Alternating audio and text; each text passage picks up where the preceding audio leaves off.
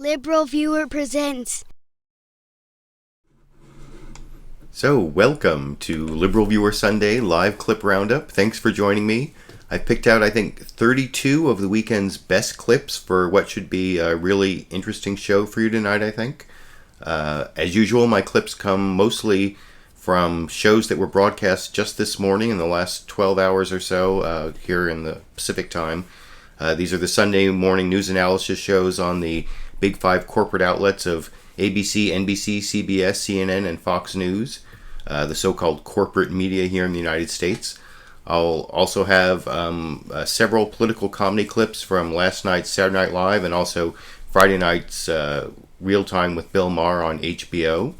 You can see the topics I'm going to cover listed down in the video description, and if you're watching this as a recorded show, I should have put some time indexes down there so you can skip to the topics that most interest you.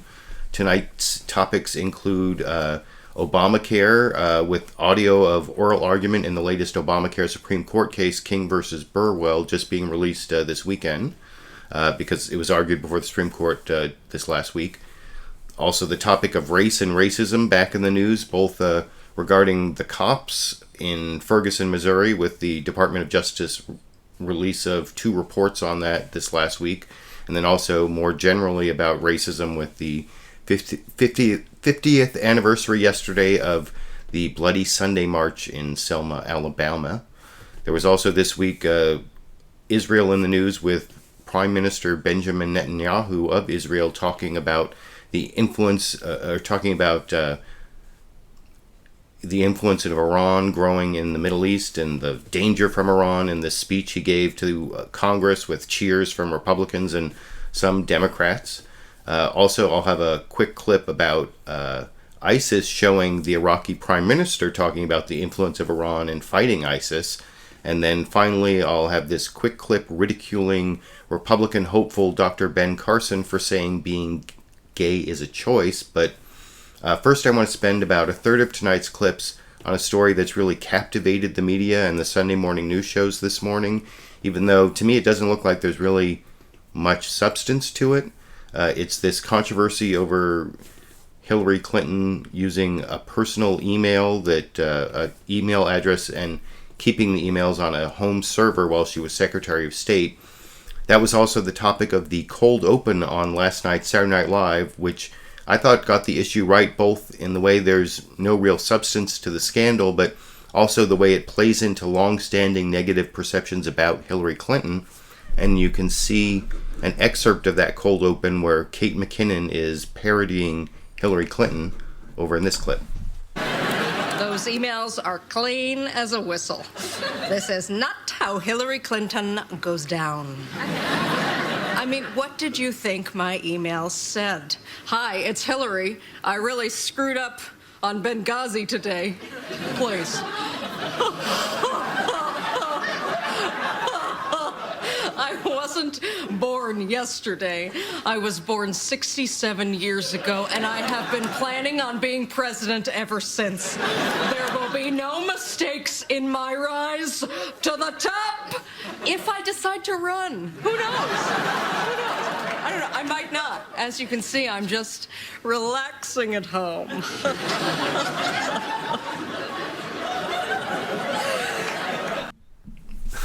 I thought that was pretty amusing, especially for Saturday Night Live, and as I said, I thought it showed both the lack of substance to the so-called scandal, but also the way it plays into negative perceptions of Hillary Clinton as controlling, secretive, manipulative, whatever. You know, I'm probably going to end up voting for Hillary Clinton if she runs and wins the Democratic nomination, but I've said in the past I have some problems with her, especially having to do with being too close to Wall Street and too far to the right, too hawkish on foreign policy. But I do want to go over some of the reactions to this scandal, or so-called scandal, from several elected officials and show how they dealt with it, since this is the first possible scandal on the Hillary Clinton 2016 non-campaign. I guess it's not a campaign so far. So first let's look at the Democrats, and there was a strong defense from a Democrat who's on the House Committee investigating Benghazi, Representative Adam Schiff. He was over on CNN's State of the Union which this week was guest hosted by Michael Smerconish. And here's Representative Adam Schiff defending Hillary Clinton on CNN's State of the Union this morning over here. Don't want to lose sight of. Isn't this a problem of control? In other words, you have that which she gave you. So the decision has now been made further upstream in terms of what's being released to your committee, as compared to a scenario where she would have maintained 2 accounts, 2 phones, one to plan Chelsea's wedding and to set up dental visits, and the other for all her official business. And when you make a request, here you go. It simply gets handed over. Well, yeah, as a matter of law, we have moved, as of last year, to a requirement that official emails be used for official business. But we have to evaluate and consider the secretary under the standard of what was the law at the time. And the law at the time was she could use her personal email as long as she preserved it. And given the fact that she provided 55,000 pages, she clearly did preserve her emails. And mind you, this was not provided in response to a New York Times article or anything else. This was provided last year when a request went out from the State Department to all former secretaries, and she has given more records than any other prior Secretary of State. So she followed the law in place at the time, and that's, I think, the relevant point. Congressman, I'm not sure what it was up with CNN, the Chiron, the lower third there, saying home brewed server for her having this home server for her email. I'm not sure what home brewed supposed to mean in that context. But otherwise, I thought that was a pretty good defense of Hillary Clinton from this so-called scandal. And that's also what Hillary Clinton's old friend from the New York Senate gave her when he appeared over on CBS's Face of the Nation this morning with Bob Schieffer. And Bob Schieffer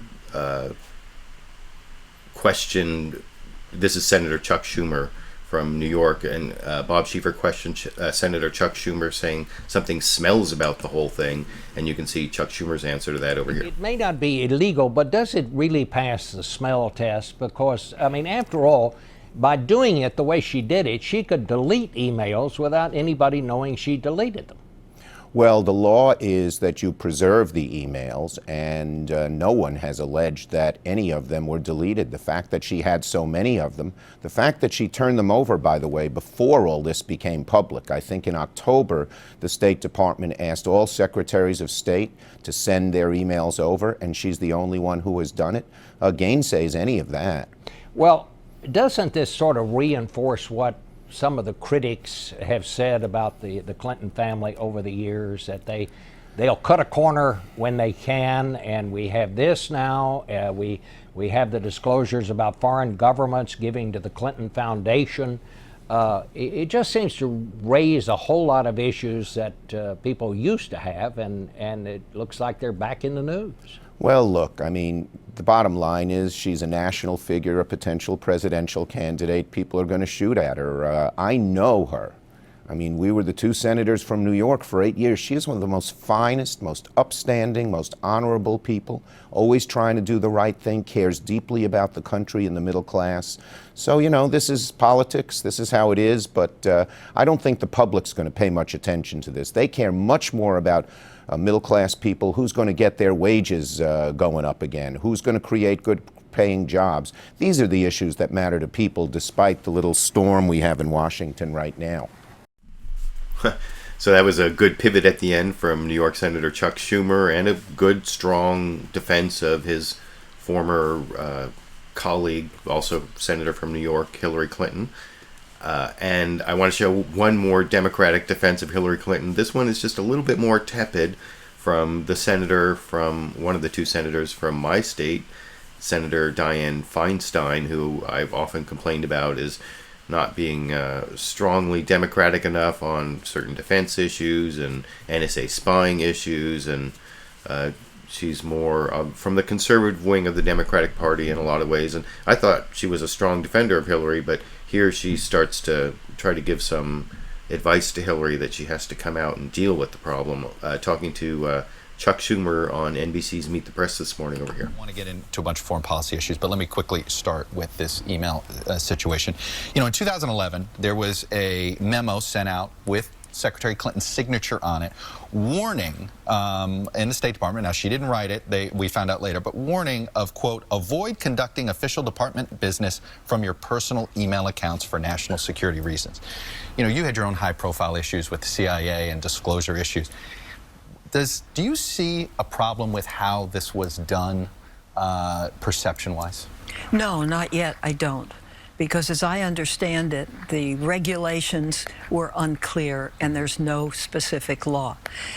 In November of last year, 4 months ago, the president, in fact, signed a law.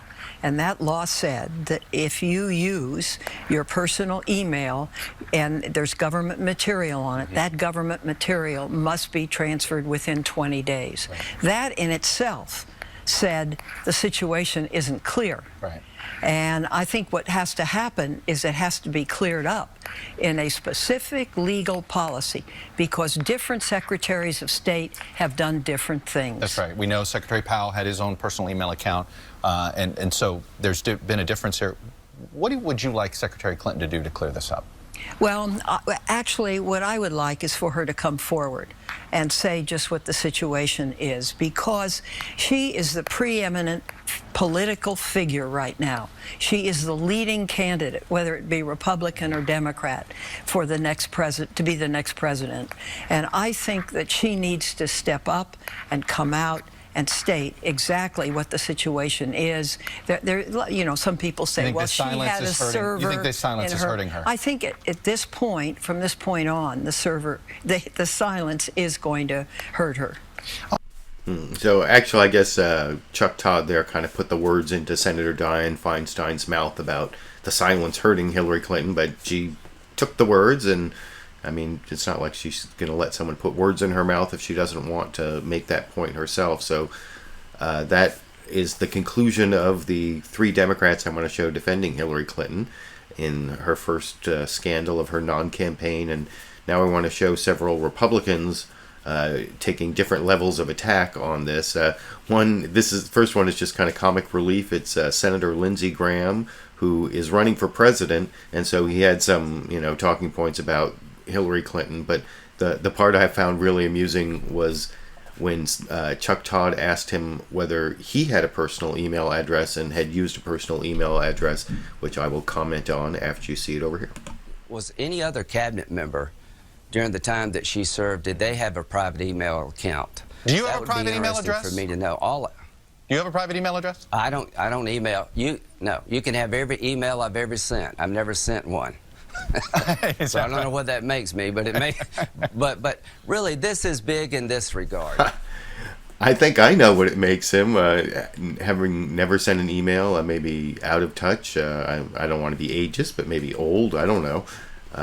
But certainly out of touch, and it's kind of scary that someone would have that much say on important policies having to do with the internet and the modern world, and having never sent an email. But I don't know, I guess he has people to do that for him, maybe.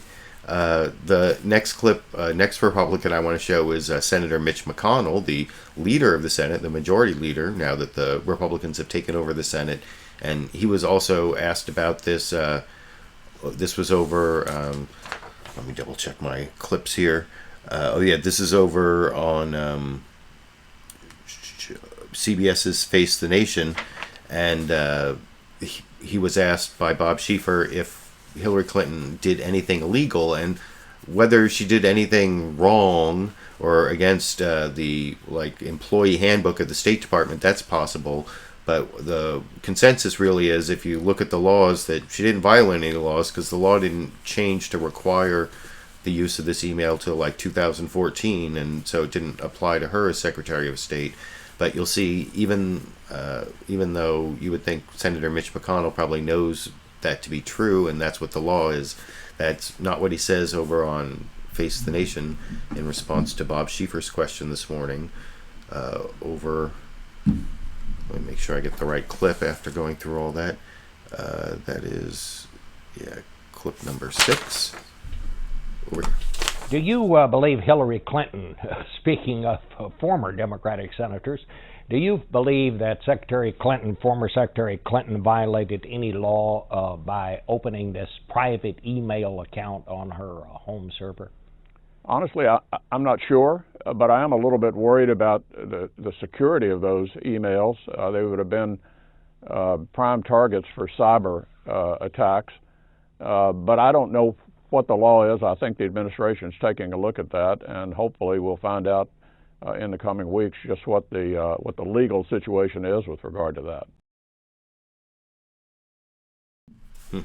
So that seemed like not credible to me, that the Senate Majority Leader wouldn't know that what Hillary Clinton did wasn't illegal already at this point. But who knows? Maybe he's as unfamiliar with the laws that he passes as Senator Lindsey Graham is with the use of emails. But I want to show one more Republican here. This is back on CNN State of the Union. Michael Smerconish had on Darrell Issa, who's the chair of that committee that was investigating Benghazi. Well, now there's this special committee that Trey Gowdy, a different Republican, is investigating Benghazi. But the previous Benghazi investigation that included Adam Schiff also was chaired by Darrell Issa. And he kind of gave the strongest attack from the Republicans I'm showing. But his analogy about not paying taxes, I think, was kind of stupid, as I will explain after you see that clip over here. Congressman Issa, doesn't he have a point when he says, look, Jeb Bush was also using an account like that. Colin Powell was using an account like that. And one other point, sir, if I might. Yesterday, I interviewed the former head of litigation for the National Archives, and he said to me, while he finds this extraordinary and highly unusual, there were no laws broken here that he can see. Well, the requirement to preserve is a requirement and an expectation to preserve in government hands, not in your own hands. Hillary Clinton's statement that, she met the requirement of preserving would be like somebody paying their income taxes 5 years late and say, but I kept the money on hand for that eventuality. The fact is that the ordinary practice, a practice that goes back many, many years, is that if you use a non-government email, you forward it to your official account or you print it out, and that preserves them, and it's left in government hands. She left office with her documents. That's not preserving for freedom of information discovery. The fact is there were 3 subpoenas issued while I was chairman. Some of these documents clearly would be responsive to it. They were never produced. 2.5 years ago, 4 brave men died at Benghazi, and in fact, Adam Schiff is talking about spending money. One of the reasons that there's a select committee is that we got double talk and false statements for years from this administration, and the existence of these emails was hidden throughout the rest of her tenure and beyond. So did she comply with the public integrity requirement? No, she didn't. Did she break a law for which there's a penalty? Not really. But there's a big difference between being open, transparent, honest, and having public integrity, and only when you get caught do you turn in documents. And I think, Michael, your big point was we only have the documents.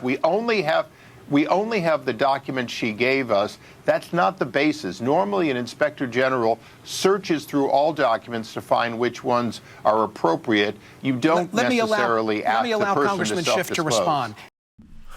Now, in terms of what she's doing being unprecedented and not allowing secretaries of states to self-disclose, well, who was the previous secretary? Well, there are a couple previous secretaries of states, but one of them was Colin Powell. Apparently, Condoleezza Rice didn't use personal email. I can't remember the story on her, but Colin Powell admitted over on one of the other shows that he actually didn't, all of his emails were never turned over.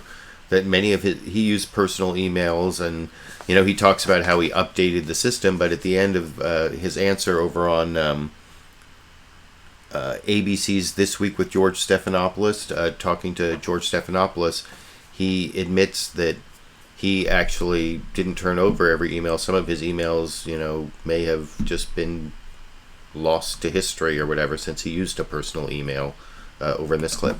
I can't speak to Mrs. Clinton and what she should do now. That would be inappropriate. What I did when I entered the State Department, I found an antiquated system that had to be modernized and modernized quickly. So we put in place new systems, bought 44,000 computers, and put a new internet-capable computer on every single desk in every embassy, every office in the State Department. And then I connected it with software. But in order to change the culture, to change the brainware, as I call it, I started using it in order to get everybody to use it, so we could be a 21st century institution and not a 19th century.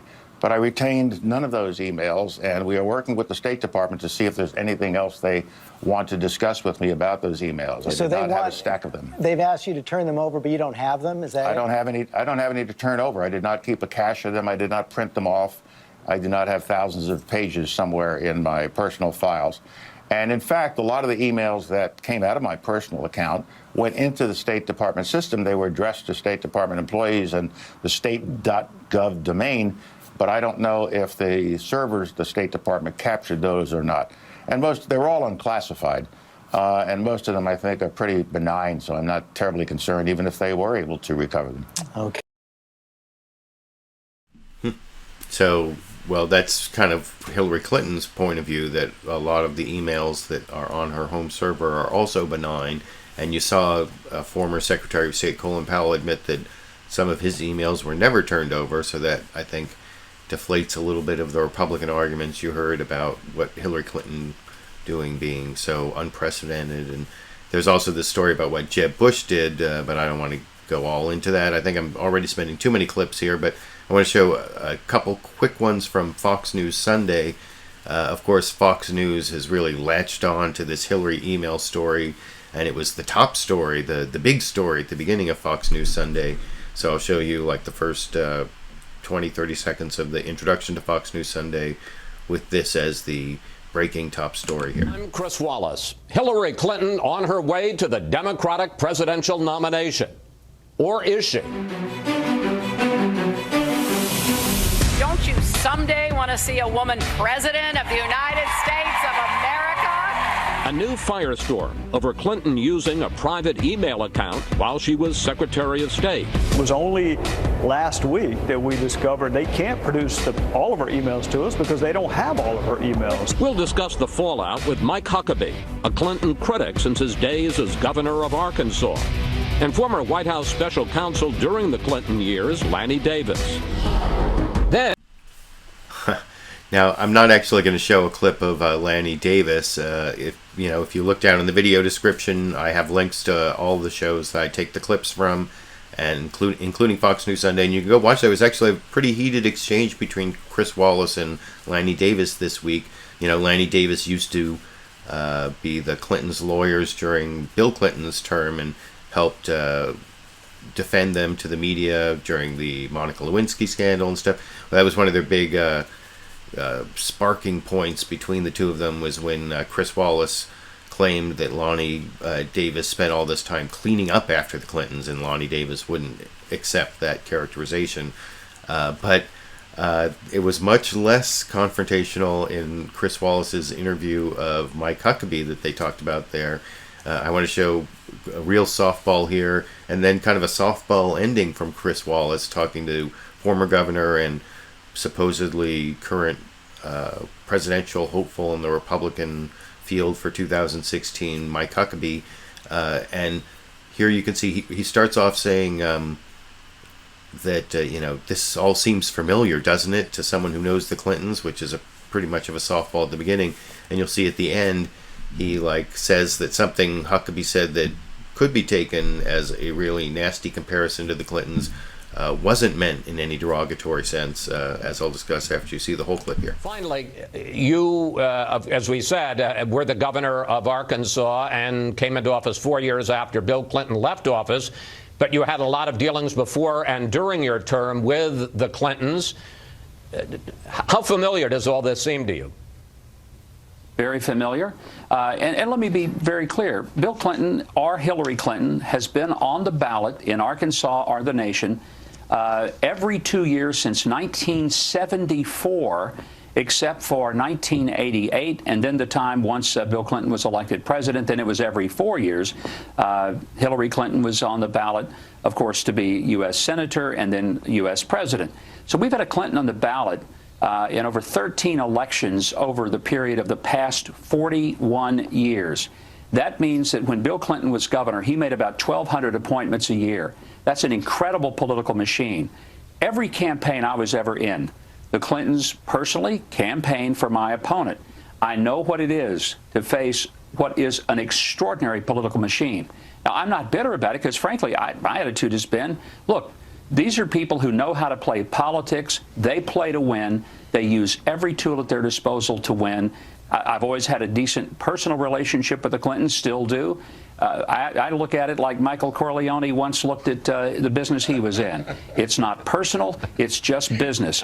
But Chris, it is a tough business, and when you challenge the Clinton political machine, whether it's in Arkansas or anywhere else, you better be up for one heck of a fight. Well, I'm glad in the comparison to The Godfather that there was no disparagement. Governor Huckabee, thank you. Thanks for joining. So yeah, in comparing the Clintons, I'm not sure whether he was comparing himself or the Clintons to the Corleones there, Mike Huckabee, but it seemed Chris Wallace thought it was a comparison between the Clintons and a mafia family that was not meant in a derogatory way. I guess wasn't insulting the mafia family there. Is that what Chris Wallace was trying to say? I don't know what that was all about, but I thought I would show you that clip. And having shown a couple clips of how Fox News Sunday latched onto the Hillary email scandal, I want to show one more clip from HBO's Real Time with Bill Maher last Friday night, where Bill starts off talking about how Fox News latched onto the Hillary email scandal, and then he compares it to the Bill O'Reilly scandal, which kind of follows on the Brian Williams NBC leave of absence, or whatever happened with him being found to not having told the truth about some of his war experiences as a war reporter. Well, there's a lot of stuff from Bill O'Reilly that's even worse, but Fox News doesn't seem to care about it, and that's sort of the transition that Bill Maher made on his show last Friday, going first from the Hillary email scandal and then comparing Bill O'Reilly to Brian Williams over in this clip. So I couldn't help notice another irony this week, as Fox News loved the Hillary story, obviously. They were like a dog with a new chew toy. And yet not a word about the Bill O'Reilly situation. And let me read to you Bill O'Reilly's words, and you tell me if he is not just a blatant, bald-ass liar. He said, "I've reported on the ground in active war zones from El Salvador to the Falklands." No, you haven't. There's no gray area here. A war zone is where the war is going on. You were in the capital of a country that was at war, but the war was 1,200 miles away. 2, Bill O'Reilly, "I saw nuns get shot in the back of the head." No, you saw pictures of that. Bill O'Reilly, "I've seen Irish terrorists kill and maim their fellow citizens in Belfast with No, again, you saw pictures of it. It's not the same thing. I've seen pictures of the Hindenburg. I don't say, I saw the Hindenburg go down. I mean, okay, one last one. Okay, there was a guy who was a friend of a Russian guy in America. He was a friend of Lee Harvey Oswald. So, as you might imagine, he's been of some interest to reporters for all the years after the Kennedy assassination. Maybe that's why in 1977 he killed himself. Okay, here's Bill O'Reilly on that in his book, Killing Kennedy. As the reporter knocked on the door, he's talking about this guy's house, he heard the shotgun blast that marked the suicide of this Russian, assuring that his relationship with Lee Harvey Oswald would never be fully understood. By the way, that reporter's name was Bill O'Reilly. No, it plainly wasn't. There is a tape of him on the phone with someone talking about this, which happened in Florida when Bill O'Reilly was in Dallas, with Bill O'Reilly saying, "I got to get on a plane to cover this." These are out-and-out lies. Now, I understand why Fox News backs him, because they're not really a news service. So they're like, you expect the truth? That's not what we do here. But why isn't the mainstream media going after him with the same ferocity, the supposedly liberal media, as they did to Brian Williams? Well, first, I think the answer to Bill Maher's question is because the mainstream media mostly recognizes that Fox News isn't really a regular journalistic news service. And over the years, I've made quite a few videos about Bill O'Reilly and his dishonesty. I think I have at least one lie and a bunch of dishonest video editing and a bunch of misleading. And I didn't have time to put the playlist of those videos down in the video description before the live show, but if you're watching this as a recorded show, it probably should be down there. And maybe I can even highlight a couple of the best videos on that playlist. But you can let me know what you think about why it is that Bill O'Reilly survives when Brian Williams is gone, and Fox News can zero in on this so-called scandal with Hillary Clinton that's really about, where you save your emails, while totally ignoring that their number one ratings getter, the number one cable news show is Bill O'Reilly's show, that his credibility is, ratings are one thing, credibility, who cares, I guess, is the Fox News point of view on that. But anyway, you can let me know what you think, and I now want to move on to the next topic. So there actually wasn't much coverage of the Obamacare case that was before the Supreme Court this last week. King versus Burwell is the name of the case, and it's about whether Obamacare is going to be able to give subsidies in those states where they didn't set up their own exchanges, because the way the law was written, it says those subsidies go to states, to people who buy their health insurance on the state exchanges, and so there's sort of an ambiguity as to whether that meant federal exchanges couldn't get subsidies. And before I talk about that in more depth, I want to show the report from ABC's the ABC reporter Terry Moran on This Week with George Stephanopoulos this morning on this issue over in this clip. It was deja vu all over again this week at the Supreme Court. That's not what you said previously when you were here last time in this never-ending saga. This challenge to the president's sweeping health care law, which survived an attempt to kill it in the Supreme Court in 2012, boils down to 4 words: established by the state. That's how the law says people should get Obamacare's subsidies to pay for insurance if they need the help on insurance exchanges established by the state. But only 16 states have established those exchanges, so the federal government stepped in to pay the subsidies, and that, opponents say, that's against the law. The liberals on the court rushed to the law's defense. Look at the overall structure of it, they argued, not these 4 little words in an obscure section. You're talking about Congress hiding, borrowing the phrase of one of my colleagues, a huge thing in a mousetrap, okay? Conservatives rejected that argument, and they rejected the notion that 6 million plus Americans who could lose insurance if the court strikes down the law would face disaster. What about Congress? You really think Congress is just going to sit there while all of these disastrous consequences ensue? The key moment, though, may have been when Justice Kennedy, the court's crucial vote in so many cases, raised sharp concerns about states' rights with the anti-Obamacare arguments. There's a serious constitutional problem if we adopt your argument. The states are being told to either create your own exchange or we'll send your insurance market into a death spiral. So, have conservatives found Obamacare's Achilles heel in 4 words, or will the Supreme Court once again step in and save the law and save so much of President Obama's legacy? For This Week, Terry Moran, ABC News, London. So I thought that Terry Moran report was generally pretty good.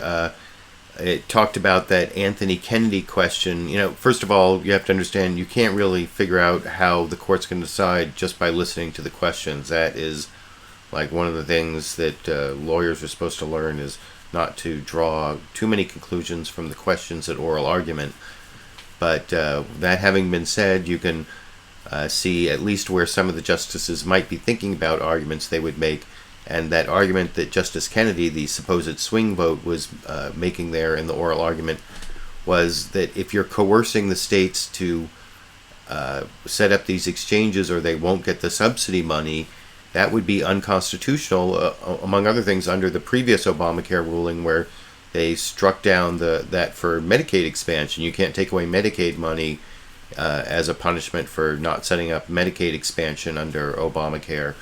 And so if it would be unconstitutional to do that coercion, there's a rule, and I didn't see this explained on any of the shows, but there's a rule of the way the Supreme Court decides cases, that if they can construe a law in such a way that it's constitutional, they should construe it that way rather than a way that is unconstitutional. And if this law is indeed ambiguous, that would mean that Justice Kennedy is saying that that ambiguity should be construed in such a way that it's not coercive and that it's not unconstitutional, which would basically make the plaintiffs lose the argument, and Obamacare and the subsidies would be upheld by the court.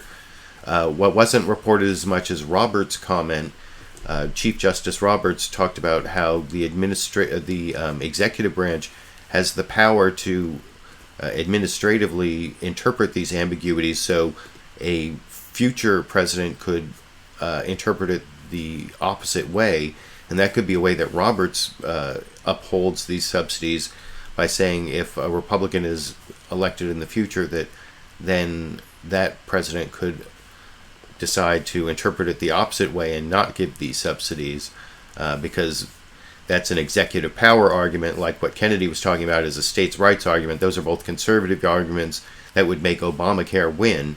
And then the final thing that I think was missing from that ABC report was they showed that Scalia quote about how Congress could fix it, but they didn't show how the Solicitor General responded to it. And I'm going to show a clip from, actually this is from Saturday. It's up with Steve Kornacki talking to this great pundit and commentator on the Supreme Court who I really like, from Slate Magazine, Dahlia Lithwick. And first they play a longer audio that shows the really comedic part about that Scalia comment, and then Dahlia Lithwick's analysis over in this second and final clip on the Obamacare case before the Supreme Court over here. Very interesting. Let me play another clip here now. This is from Antonin Scalia. I think we all can guess pretty well where Antonin Scalia is going to come down on this, but he is talking about, so you were starting to get into this issue right there, the idea that, hey, if the ruling went with the plaintiffs here, the people opposing Obamacare, and if these subsidies were taken away, the implications of that and how that might be handled. Let's listen to Scalia on that.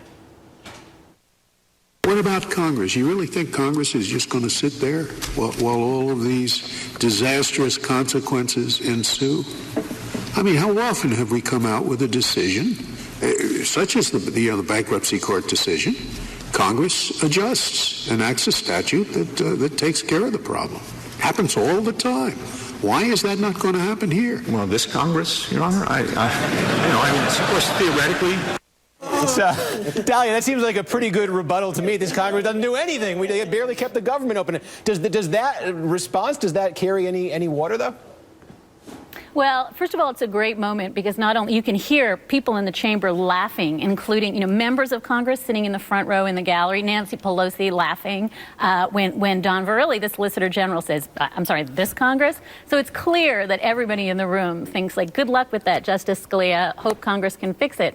But what I think is important that underlies that question is that both Justice Scalia and also in the argument Sam Alito, who are clearly signing with the petitioners here, ready to say, hey, no subsidies to the states that don't create exchanges, 34 states. Both of them acknowledge, holy cow, this is going to create a crisis. And they both use the language of crisis, disaster. And I think it's so important that nobody in the room, none of the justices, including those willing, I think, to side with the petitioners, think this is going to be anything less than a crisis if the court sides with petitioners. So I read that two ways. I read it, one, Justice Scalia making the slightly fatuous argument that, hey, Congress will fix it, this Congress that can't even fund DHS. But more importantly, just acknowledging that the implications, the real world implications of taking away these tax subsidies are enormous.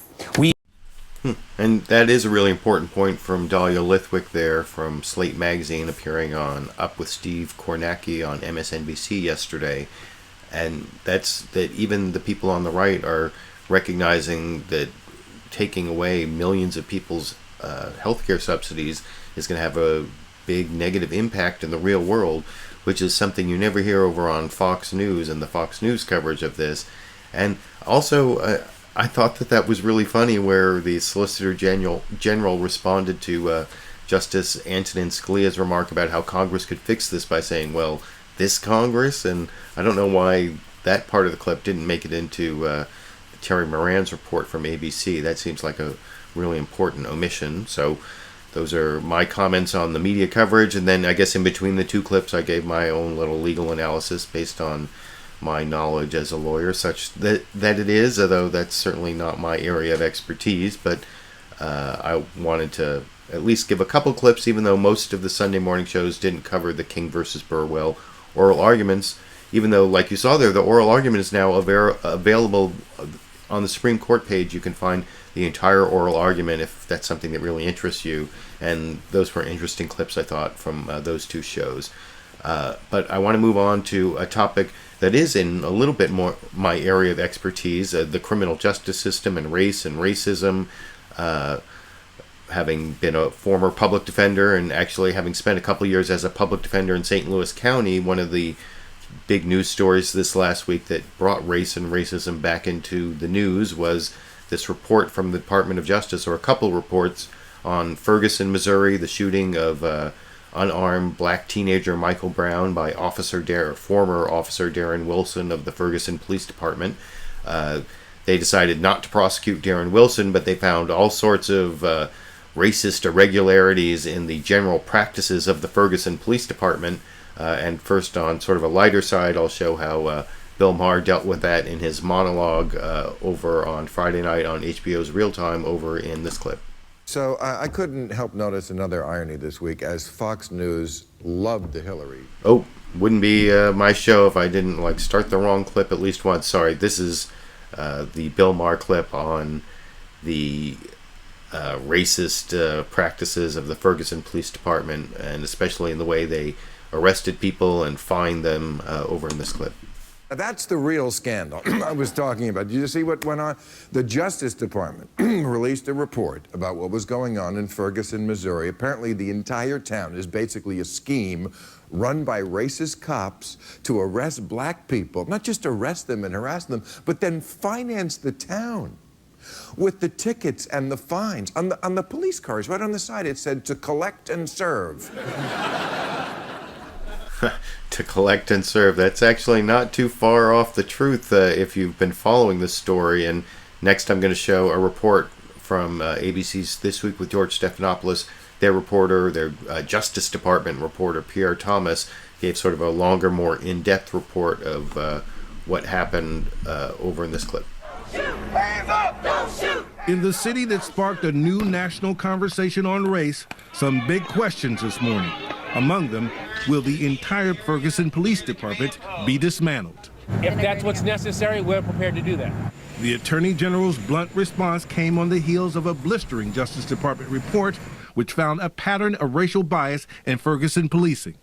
African Americans make up 67% of Ferguson's population, but were 93% of all arrests and were the targets of 85% of traffic stops. We've been getting harassed so much that we're tired of it. The report also detailing racist emails sent by city employees, one describing the President of the United States as a chimpanzee.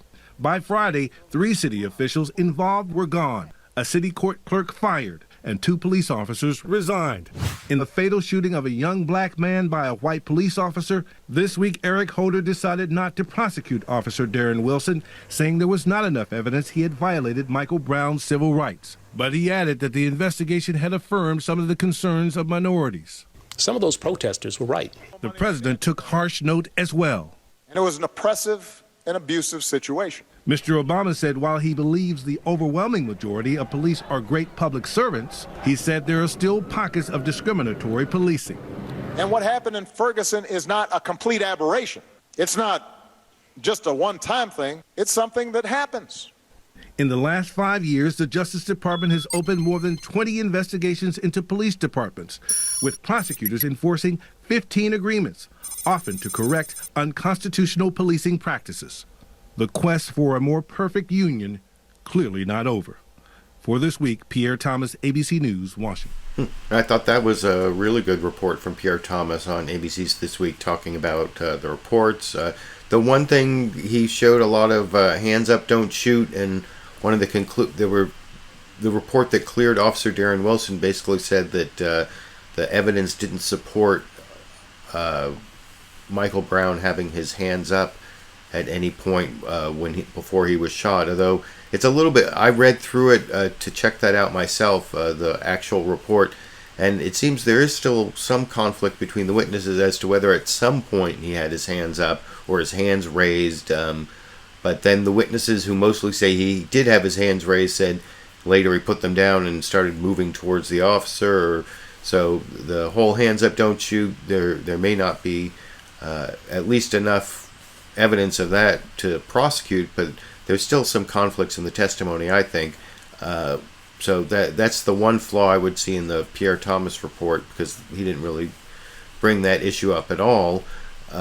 The other interesting thing that ABC's This Week with George Stephanopoulos had that nobody else had was an exclusive interview with the mayor of Ferguson, Missouri, James Knowles. And I want to show you 3 quick clips from that.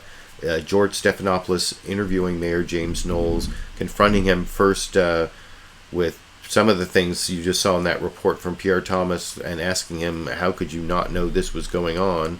And I'll discuss his answer after you see it here. Morning. You know, that report's so horrifying to so many, shocking in so many ways, and it leads to the question, how could you not know these kinds of practices were going on? And I think it's important to recognize that the mayor and the city council and the city of Ferguson are part-time public servants who oversee, we hire a professional staff to oversee and administrate on a daily basis what goes on in the city of Ferguson. Some of these things, these emails, absolutely, we will not tolerate in this community. They showed some bias that is intolerable, and those are things that we acted on immediately. But those are things that, as the mayor or as a city council, we don't monitor on a daily basis everyone's emails. And some of these practices, I think, that have come to light, and some of these stories are new to many of us, especially at least the length in which the DOJ states that it occurred. Now, that is to some extent a dodge, not taking responsibility, but there is some kernel of truth to that dodge that I see based on my experience dealing with municipal governments. That a lot of them do have somewhat part-time politicians, and the real management is done by a non-elected hired executive manager, or they have various different titles. That's true in Sacramento County, and I think Sacramento City as well, although I know the county better because I don't live in the city. And I've seen that in several other cities where the politicians vote on broad policies and act more sort of like a board of directors, and there's like a CEO executive who does the day-to-day management. Although I think that some of the stuff in this DOJ report is so widespread it would be hard not to know about it. But the next clip I want to show is another one from Mayor James Knowles. This one is where George Stephanopoulos is asking him about whether the police department should actually be dismantled, and that's another question you can see him dodge over in this clip. Now that you know about them, the question is what to do. Attorney General Holder said it might be necessary to dismantle the police department. Are you prepared to do that and to fire the police chief?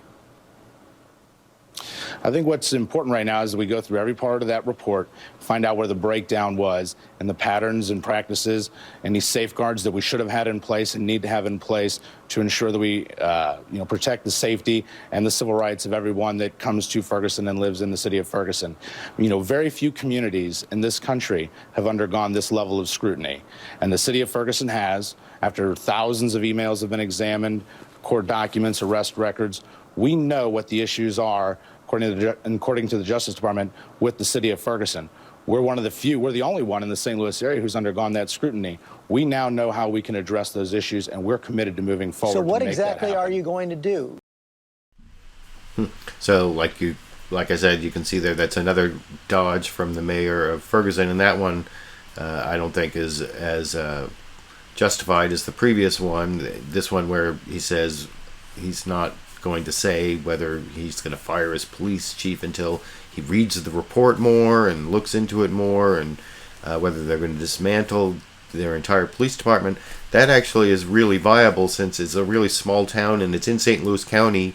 St. Louis County has its own police department, although they have their own problems. I'm not sure that would be such a vast improvement. And Ferguson is not alone, which is a topic I'll discuss a little more later in a few more clips I'm going to get to, but I want to show one more clip of Mayor James Knowles. This is the clip that I cut off right there where George Stephanopoulos confronts him with the recommendations from the Department of Justice report, and he seems to accept some of them and dodge some others, as you can see in the final clip of the mayor of Ferguson, Missouri here. Moving forward so what exactly are you going to do? Will the police chief keep his job?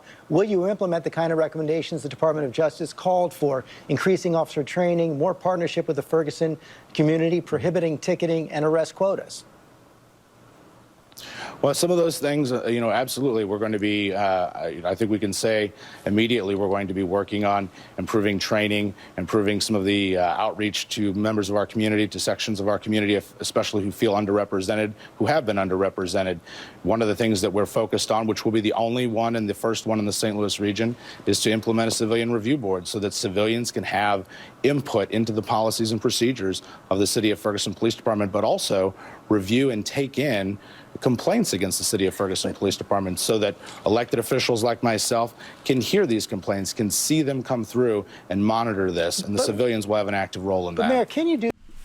Well, I mean, some of that sounded good, but I don't know, as I guess they say on the nightly show, it's kind of some weak tea. I guess that's kind of a weak tea response, and in terms of whether Ferguson is an aberration or it's one of many places where they have similar problems as found in this Department of Justice report, I want to show first a clip from HBO's Real Time with Bill Maher. This is Bill Maher talking to his panel. The first person I'm going to show in this clip on the panel is John Ridley, who wrote the script for 12 Years a Slave and this recent crime drama on ABC called American Crime. I watched the first episode on Thursday, and here they're talking about Ferguson being a smoking gun, and John Ridley, who they had on as their, I guess, they saved the discussion of the issue. If you watch the whole show, that Bill Maher didn't want to talk about it at the beginning until they had someone who was black on. So here you can see that clip. Ferguson, and to me, it is the smoking gun about racism that I think we need in this country, because when you look at recent polls about what Republicans, especially conservatives, think, 61% in a Pew say the issue of race has gotten too much attention. Millennials, 58% millennials, discrimination against whites has become as big a problem as discrimination against blacks. There is this view, right, that reverse racism somehow is worse than real racism. This, to me, is the smoking gun that we found out. Here's Eric Holder. These are his words. He said, "A community where local authorities consistently approach law enforcement not as a means for protecting public safety, but as a way to generate revenue." Yeah. That is particularly sick. To harass people just trying to get to and from a minimum wage job. And instead of paying taxes, nobody wants to pay taxes anymore, use the police department as a shakedown organization against the poorest members of society. It's just ugly. It is. I mean,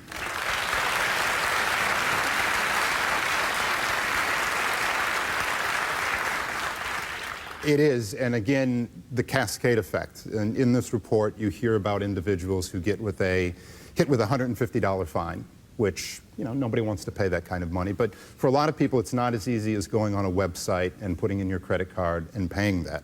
And if you can't make it to court, if you can't afford that, if you go to court, you arrive late and it's shut down, that $151 then becomes $250, $300. There was a report of a woman started at $151, ended up $1,000. She's still paying it off. People lose their jobs over things like this. It is a smoking gun, I think, to some people. I think to a lot of people of color, this is business as usual. And speaking of business as usual and the courts being money-making enterprises, I actually have experiences having been a criminal defense attorney in St. Louis County for a few years right after I graduated law school. I saw some of that, although the people who are involved in those municipal courts don't get public defenders for those kind of tickets where you have to pay fines, and even though they can end up in like debtor's prison, like they were saying there. But there's also this divide where I saw the profit-making side of the Missouri courts for the richer side. For example, if you could pay to have an attorney and to pay, a larger size fine for any moving violation in Missouri, basically, you could get it turned into like illegal parking or like excessive vehicle noise. I can't remember all the things we would use, but to a non-moving violation. And for me personally, since I would sometimes be a speeder, especially back when I was younger at that time, I would speed more, and I could basically get unlimited moving violations because you could go into these municipal courts like Ferguson and Jennings and Florissant, and there are all these little townships all over St. Louis County that have these municipal courts that are set up to make money. So if you're willing to pay an attorney and pay, a larger size fine than you would for the moving violation, then you can get it turned into a non-moving violation. And like, I guess eventually, if you do it in the same place over and over again, they might stop making the deals with you and start seeing you as like a menace to traffic or whatever. But there is definitely a divide between the rich and the poor in that justice system. And that's the next clip I want to show is from the author of the Matt Taibbi book here, The Divide, one of the two books I have up here, The New Jim Crow and The Divide on the criminal justice system, are the two books with the Mr. Spock cup in between there. Well, here's Matt Taibbi giving his experiences as to why there is wait, hold on. This is over in this clip. It is. The question I'd like to ask, and let me ask everybody this one. How likely is it that Ferguson is the one town where this is going on? That we just happen to stumble upon the one place where this kind of racism exists? How many Fergusons are there? I know it isn't, because I did a lot of research on this for my last book. I spent years sitting, about a year and a half sitting in the courts of New York, and I heard story after story that's just like that. I actually met a guy who spent a year trying to go to jail because he couldn't afford a $150 fine for riding a bicycle the wrong way down the sidewalk. And there's courtrooms full of these people every single day. So I guess Matt Taibbi from his book The Divide had similar experiences to what's going on in Missouri in New York, and having had experience in New York, Matt Taibbi that is, having had that experience, he also revealed in the overtime, Real Time does the broadcast on HBO, and then they, just for the internet, do this overtime segment where they answer questions from people that they post online, and they have the entire, I think it's almost 8 minutes from this week, and includes Matt Taibbi talking about his next book, also having to do with the criminal justice system and New York over here. Matt, what can you tell us about the book you're working on about Eric Garner? Eric Garner, the New York man who was choked by the police for selling loose cigarettes. Yeah, no, I mean, it's all the same issues we were talking about before. I mean, the Eric Garner case was, I think, it really exemplified everything that's wrong with community policing in this country, and it's a fascinating story about race and why people hate each other in this country, and it's so I'm going to spend a year working on it. Okay. So I look forward to seeing that book. It may end up behind me one of these days because that sounds like it would be really interesting. And I also want to show another reaction to the Ferguson report. This is from the family of Michael Brown, Benjamin Crump, or the attorney for the family of Michael Brown, Benjamin Crump. He was over on CBS's Face the Nation with Bob Schieffer, and Bob Schieffer asked him about the clearing of Officer Darren Wilson, but didn't actually ask him about the hands up, don't shoot thing, which I thought is kind of missing from the question here. But here's Benjamin Crump's answer about the clearing of Officer Darren Wilson over here. Well, as devastating as this report was, there is not going to be any charges brought against police officer Darren Wilson, who killed that young man. How do you get justice for this family? What happens next? Well, first of all, we have to look at the high standard as Attorney General Holder talked about, that you have to prove what was in the mind of the shooter, that it was some hate, some racism. That's such a high standard. And instead of having this explicit bias, it should be where we can show implicit bias. When you look at that report and you see all of these scathing facts come out about racism, don't you think that cesspool of racism spills over to the individual officers? And so we got to address it. We can't stick our head in the sand. If we really want to stop this from happening on the 50th anniversary of Selma, and now we're looking at Ferguson, we have to say, we have to be honest about it, and we have to speak to the issue, and we have to work on the remedy. So I wanted to show that clip. I thought that was an interesting clip, especially about how the civil rights prosecution not going forward against Officer Darren Wilson means they didn't meet this high standard. It doesn't mean he was necessarily innocent, or that he may have used excessive force, but you can't prove it beyond a reasonable doubt, something like that. But I wanted also to point out, like I said before the clip, that no one asked him about the hands up, don't shoot thing, which is one of the more controversial things in the clearing of Officer Darren Wilson, or the decision not to prosecute him. And you saw at the end there that Attorney Benjamin Crump made the connection between Ferguson and the 50th anniversary of Bloody Sunday in Selma. That was yesterday. And, you know, I've been reading along in the comments. I appreciate all of you who show up and comment live while I'm doing the live show. I noticed Clip Culture 5 asked if I saw President Barack Obama's speech and at the Selma anniversary commemoration yesterday, and I did see it. In fact, I'm going to show you 2 clips of that, and then 2 other Selma-related clips from Representative John Lewis. But the first clip I'm going to show of Barack Obama talking about, this is actually talking about Ferguson in Selma, and this one I'm going to disagree with a little bit based on what you can see here, the Michelle Alexander book, The New Jim Crow, as I'll explain after you see what Barack Obama said over here. Just this week I was asked whether I thought the Department of Justice's Ferguson report shows that with respect to race, little has changed in this country. And I understood the question. The report's narrative was sadly familiar. It evoked the kind of abuse and disregard for citizens that spawned the civil rights movement. But I rejected the notion that nothing's changed. What happened in Ferguson may not be unique, but it's no longer endemic. It's no longer sanctioned by law or by custom. And before the civil rights movement, it most surely was.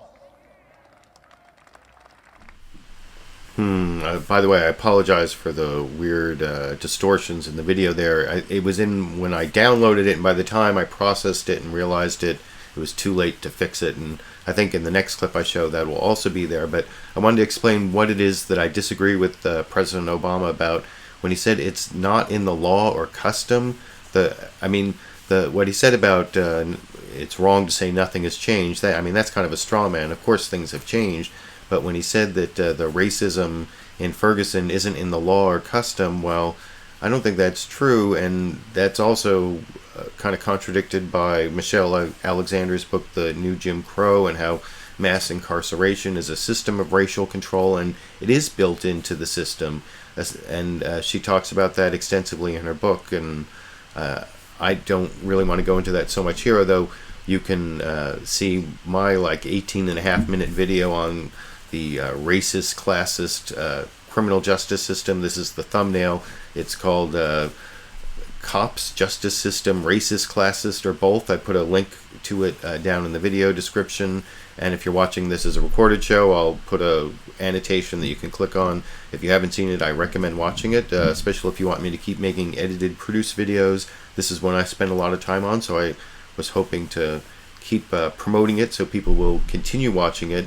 But I also, having disagreed with President Obama in a very small part, like 2 words he used in his speech there about whether it's in the law or custom, just because I don't think that's nitpicking. I think that's an important distinction or an important point to agree on, especially given what Michelle Alexander wrote about in the new Jim Crow. I want to show what he said for like the next 90 seconds or 2 minutes. I can't remember exactly how long the clip is, but here he is making several points about racism that I do agree with over in this clip. We do a disservice to the cause of justice by intimating that bias and discrimination are immutable, that racial division is inherent in America. If you think nothing's changed in the past 50 years, ask somebody who lived through the Selma or Chicago or Los Angeles of the 1950s. Ask the female CEO who once might have been assigned to the secretarial pool if nothing's changed. Ask your gay friend if it's easier to be out and proud in America now than it was 30 years ago. To deny this progress, this hard-won progress, our progress, would be to rob us of our own agency, our own capacity, our responsibility to do what we can to make America better. Of course, a more common mistake is to suggest that Ferguson is an isolated incident, that racism is banished, that the work that drew men and women to Selma is now complete, and that whatever racial tensions remain are a consequence of those seeking to play the race card for their own purposes. We don't need a Ferguson report to know that's not true. We just need to open our eyes and our ears and our hearts to know that this nation's racial history still casts its long shadow upon us. So that part's all good. That part I agree with, and that was pretty eloquent, and I hope you enjoyed that clip because I thought that was definitely worth sharing. And like I said, I put a link down to the entire speech down in the video description if you want to watch it. I think that's about 30 minutes long, give or take 5 minutes. So check that out. The last two clips on this race and Ferguson and Selma topic I want to show are from Representative John Lewis. He is one of the people who marched in Selma 50 years ago. 50 years ago yesterday, and I showed a clip a couple weeks back where he got hit on the head, and then can't remember how he got back to the church, and spoke out about how LBJ was sending troops to Vietnam but wouldn't send troops to Alabama to protect people's right to vote. And first I want to show an important point that Representative John Lewis made. This is from NBC's, it's from NBC's Meet the Press, and here he's talking about how the response to Ferguson and other shootings of unarmed black men and the racism in the criminal justice system and the Ferguson report should be a mass movement. What we really need is a mass movement, which he describes here. Well, I think those moments of what happened in Ferguson, Staten Island, in Florida and other places, have said to young people, we're not there yet, that we must create another powerful movement of action. And you have young people coming together all over America, trying to determine where they're going and how they will go. And I hope that happens. I mean, I've seen other movements seem to build, like the Occupy movement seems to have peaked and then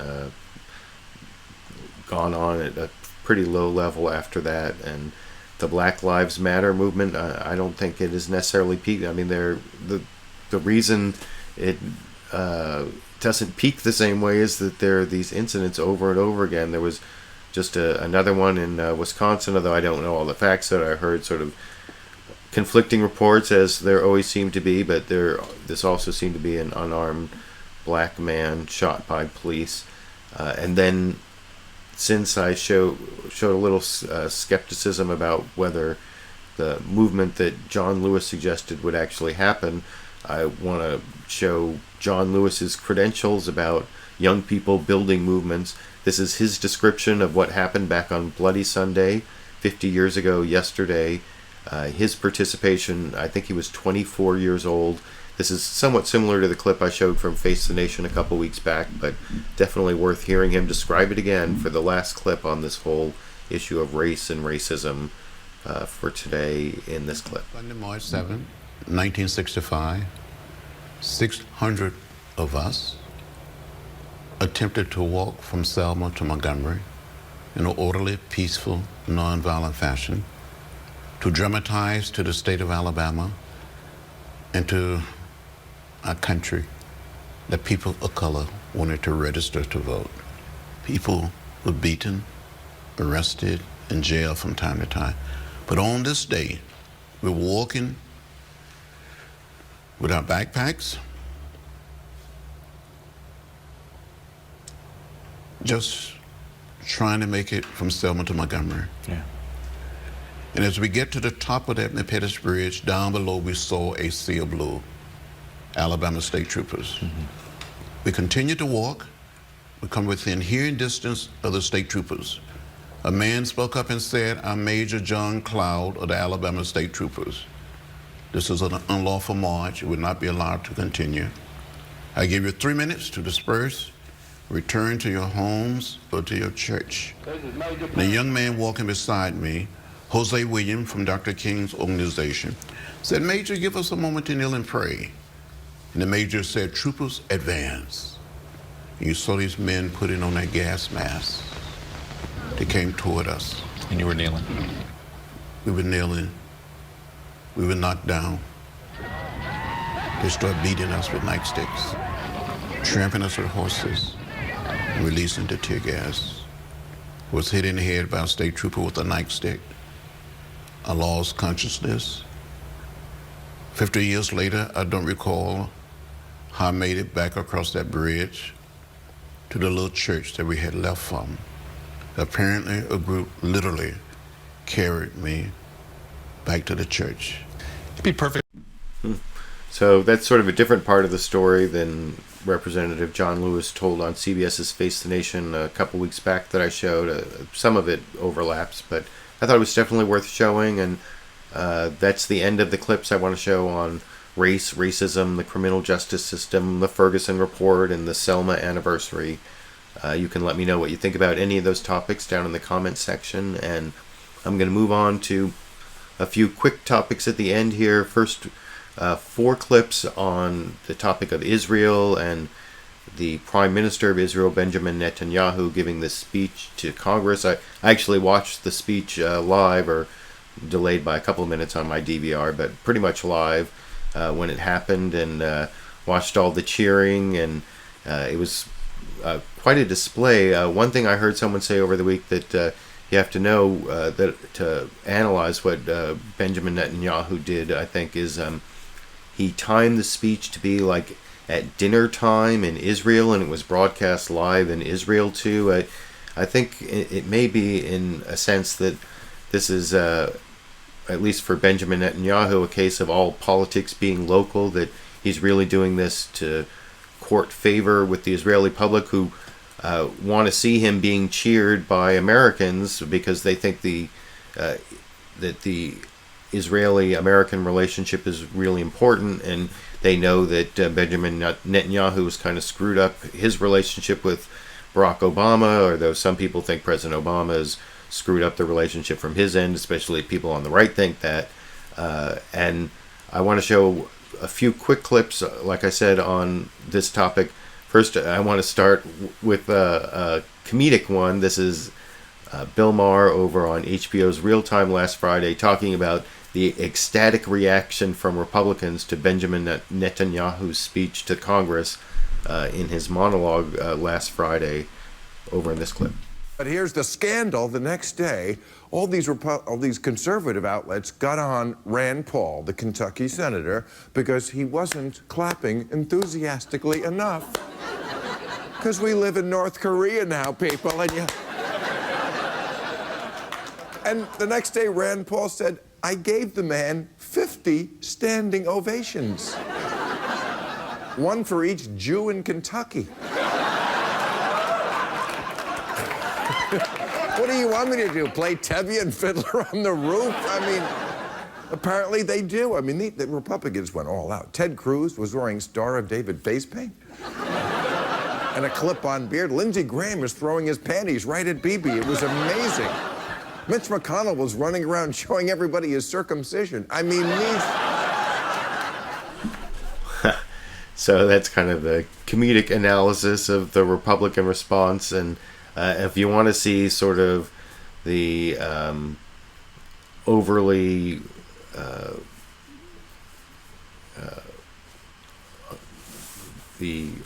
positive way that Benjamin Netanyahu's speech was treated on the right, one of the best ways to see that is in a question that Chris Wallace asked over on Fox News Sunday to the Republican guest. They actually had a Democrat on as like both a Republican and a Democrat to talk about this. But this speech from Benjamin Netanyahu, and I'm not going to show any clips from the Democrat, but I have to point out, even though they finally had a two-sided discussion on one of these issues for the first time in several weeks, if you've been watching, they've been almost Democrat-free. Well, I guess Lanny Davis kind of counts as a Democrat from that earlier discussion.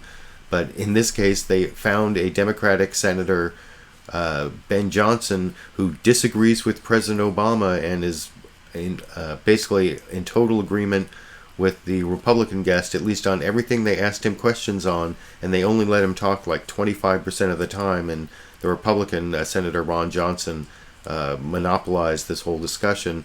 And here you can see a real softball question from Chris Wallace, because it starts off talking about how Benjamin Netanyahu gave a powerful speech, and then you can see some of the Republican talking points on this from the Republican Senator Ron Johnson over in this clip. Let me ask you, Senator Johnson, about Prime Minister Netanyahu's statement in his powerful speech to Congress this week, in which he tried to link any possible deal to Iran's behavior. Here he is. If the world powers are not prepared to insist that Iran change its behavior before a deal is signed, at the very least, they should insist that Iran change its behavior before a deal expires. Senator Johnson, is that reasonable? It really is, and that was an extraordinary speech. It was a courageous speech, because Prime Minister Netanyahu came to America to alert Congress and America to what he views as an existential threat to the state of Israel, and Iran is the primary sponsor, state sponsor of terrorism around the world. Its influence is growing in the region, and this deal, as it's being described with a sunset provision, doesn't stop nuclear proliferation. It will probably hasten it, as we're already hearing Saudi Arabia is met with Pakistan. They'll just purchase a nuclear weapon, and this region will become even more dangerous. So this is a bad deal. I agree with Prime Minister Netanyahu, and he was just coming here to America to alert it, and he paid a political price for doing so, but it was a real courageous act of his.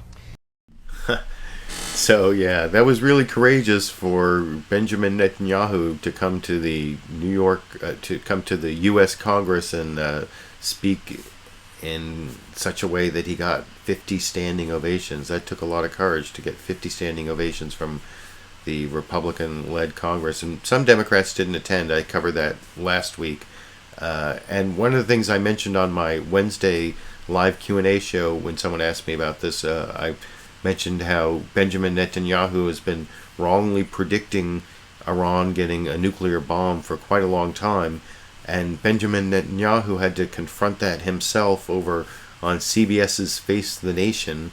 Bob Schieffer pointed out a tweet from CNN's Fareed Zakaria about how Benjamin Netanyahu has been often wrong on these issues, and here you can see how Bibi responded to that criticism from Fareed Zakaria here. Let me read you a tweet that the White House sent out last week, calling attention to an article by Fareed Zakaria on why he said your predictions have been wrong for 25 years.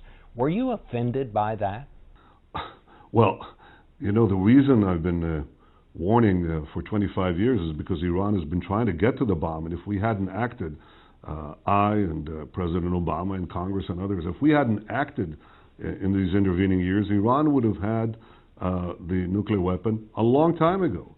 And if we let our guard down, if we had let our guard down, then Iran would have had the weapons. If we let our guard down now, it will have the weapon. As far as tweets, I would, if I had to choose, I would retweet something that relates to Iran, and that's the Supreme Leader Ayatollah Khamenei's recent tweet in which he cites 9 ways and reasons that Israel should be destroyed. That gives you a much better perspective on this regime, and even in these times of sometimes heated disagreement, I think it's useful to remember who your ally is and who your enemy is. Ooh, tweet war between the Prime Minister of Israel and CNN commentator Fareed Zakaria. And I noticed he said he misread the Iranian religious leader's tweet there instead of saying Israel should 9 reasons Israel should be eliminated to destroyed, which I don't know if that's a different translation or if that's spin from Bibi Netanyahu there. But I think that argument is kind of amusing anyway. It reminds me of that old joke about the guy selling the anti-elephant spray, and a guy comes up to him and say, well, we don't have any elephants around here. And the guy says, well, see, it's working. And that's pretty much how I understand Bibi Netanyahu's answer to Bob Schieffer's question about that tweet. But you can let me know what you think down in the comment section. And I want to show you one more clip having criticized Benjamin Netanyahu there.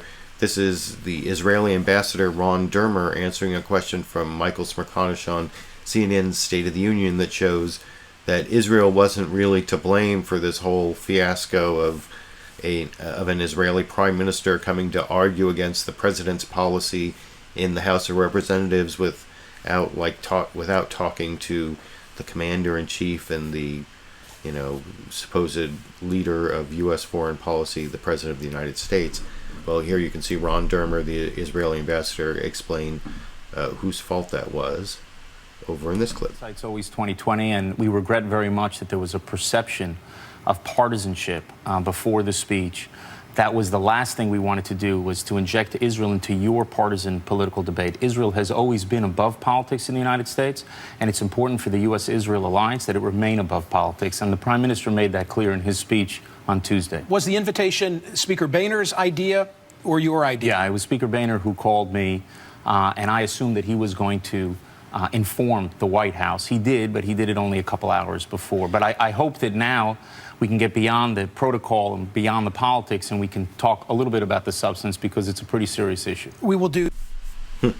Now, I'm not actually going to show any of the discussion of the substance there, but I thought it was interesting to show Ambassador Ron Dermer, who was part of the chain of communication there, explain that it was actually Speaker of the House John Boehner who made the decision to not inform the President of the United States about this foreign policy event that's going to happen in the House of Representatives at least 2 hours before. I think that was 2 hours before the public announcement, or I'm not exactly sure what that was about, but that's the last clip on the Benjamin Netanyahu speech to Congress I want to show you this week. You can let me know what you think about it down in the comment section. I have 2 more quick clips before I end the show. The first one is on ISIS, which seems to be a topic that is very sensitive to YouTube. So this may be the clip that gets this show to be unmonetized. If you're watching this as a recorded show, if you're seeing ads, then at least at the moment YouTube doesn't find this too sensitive to cover. But I had to show this clip because I think it was a really good interview by Martha Raddatz on ABC's This Week with George Stephanopoulos. She had an exclusive interview with the Prime Minister of Iraq. His name is Haider Al-Abadi. And I'm not going to show the entire interview, but in this clip, Martha Raddatz asked him about the influence of Iran as the ground troops in a lot of the success against ISIS in Iraq right now. And he doesn't deny it, and he doesn't deny that some bad guys, according, who are this Quds Force guy, whose name escapes me at the moment, who was responsible for a bunch of U.S. soldiers dying in Iraq, and that definitely is a bad thing, and he is gaining influence in Iraq right now, as you can see in this ABC clip from this morning here. American combat forces on the ground, Iran has stepped in to fill the void. Nearly 2/3 of those fighting for Iraq are Iranian-backed Shiite militias. Tell me how much Iran has been involved. Well, Iran is a neighbor. I think we have the longest borders with Iran, and Iran feels itself under threat. So I think they are helping in a lot of ways, mainly advisors. One of those, a revered commander of the Iranian Quds Force and staunch American adversary. During the Iraq War, he oversaw militias responsible for hundreds of American deaths. Is one of those General Soleimani, who's head of the Quds Force? Well, he comes and goes. He's not residing here. He just comes to visit and then go. Well, at least he's not residing in Iraq, but that General Soleimani, whose name I couldn't remember, head of the Quds Force, apparently is gaining influence in Iraq since there aren't U.S. combat troops. I guess that's kind of the trade-off, that there are a lot of these Shiite militias that are controlled from Iran. And I've shown some clips in the last few weeks about how they are not comporting themselves in a way that helps win the hearts and minds of the Sunni people who are the indigenous people where ISIS has been successful. So it is not a good long-term strategy, even though it may win a particular battle at the particular moment, which anyway is why I thought it was important to show. And if it stops YouTube from monetizing this video because I talked about ISIS, or somehow it shows up in their image scan or my tags, or I don't know, whatever, that so be it. I can only hope that more of you support my videos on Patreon, and I've noticed that I have been getting a steady increase in that support, which I really appreciate. Even got a direct donation on my support button on my YouTube channel. That's youtube.com/liberalviewer. If you're in the United States, Mexico, Japan, or Australia, you can give me a direct donation so that I don't have to worry about monetization and all that stuff. So thanks for whoever gave me that $25 donation this last week. And before I end the show, I want to show this other clip from Saturday Night Live that I thought was also pretty amusing. I started the show with a surprisingly amusing clip from Saturday Night Live from the cold open. This is one from Weekend Update that includes both the co-anchors of Weekend Update, Michael Che and Colin Jost, and they were talking about the Republican field of candidates for 2016, or one in particular, Dr. Ben Carson, who I showed clips of last week and a couple other times in the last few weeks, and he got in trouble making this gaffe about homosexuality at CPAC, which I didn't cover last week, but Saturday Night Live covered it extensively on Weekend Update, about homosexuality being a choice and how ridiculous that is coming from Dr. Ben Carson over in this clip. Potential Republican presidential candidate Dr. Ben Carson, a neurosurgeon, said this week that homosexuality is a choice because many people go to prison straight, and when they come out, they're gay. Kind of like how in that last sentence, Dr. Carson went in as a neurosurgeon and came out as a complete idiot.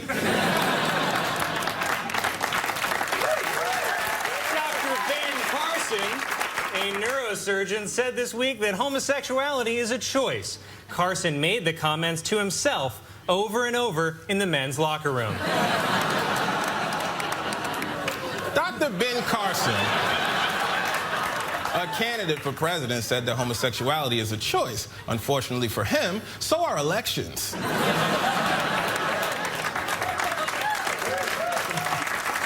yeah. I guess we were piling on a little bit there. A little bit. This just in, Dr. Ben Carson, a candidate for president, is no longer a candidate for president.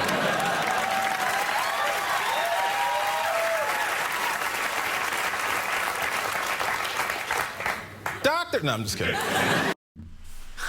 So yeah, they pretty much did pile on to Dr. Ben Carson there, and but it was pretty funny. And I think what they said at the end, though, about him no longer being a candidate, that is too much to be hoped for, because I don't think this comment is really going to hurt him in the Republican primaries very much, and I don't think he had much of a chance to get beyond the Republican primaries, although I could be wrong about that. You can let me know what you think down in the comment section.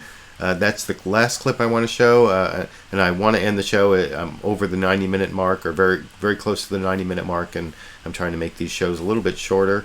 I also want to do some more edited, produced videos. I have one coming up about whether there's going to be some sort of truth detection in the way that Google ranks its searches, and it may actually be a Fox News bias video.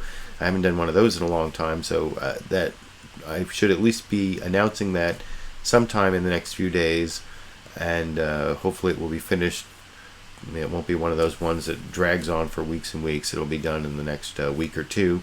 So look for that, and look for this show again next Sunday, 6:30 p.m. Pacific. Now that we're past daylight savings, I hope you enjoyed the clips I picked out for you from all the shows that I just started watching about 12 hours ago, and I rushed to get them all captured and ordered, and I'm trying to give you the best context and narration I can, and I appreciate all of you who joined me live. I think I peaked at over 110, 112, something like that, and if you're watching this as a recorded show, put your comments down in the comment section. Let me know what you think, what was the best clip, and I'll be seeing you all next week and seeing you all around the internet.